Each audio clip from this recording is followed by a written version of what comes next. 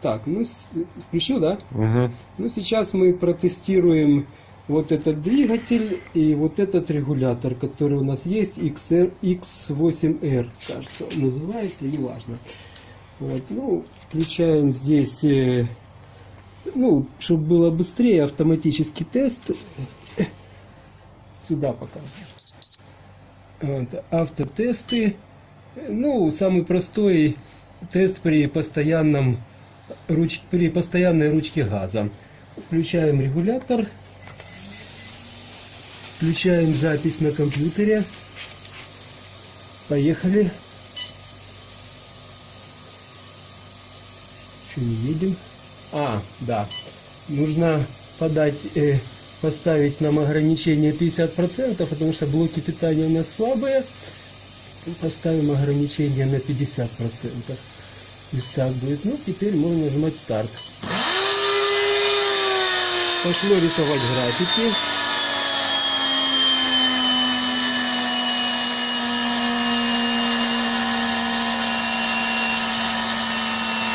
Сейчас оно постепенно грузит мотор на полную, ему становится тяжело.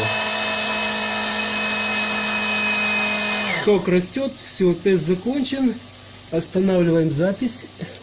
Здесь мы видим, что оно нам зафиксировало, какая была мощность у нас максимально, какое КПД и при каких оборотах, какой был момент. И моментную эффективность мотора в ньютон-метр на ампер. Теперь самое интересное.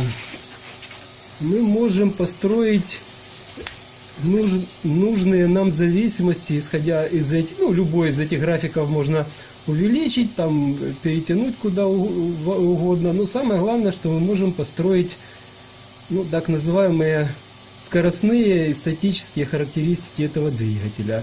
Включаем вот эту функцию, фигуры Лисажу, ну, как бы они называются.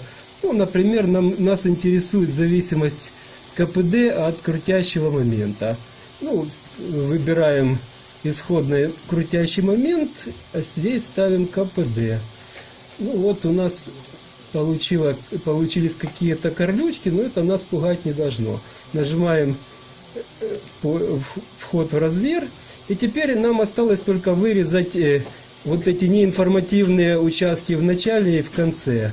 Ну, то есть берем ограничения по вот этому вот, по началу и по конечной точке. Сейчас мы сделаем так и вот так.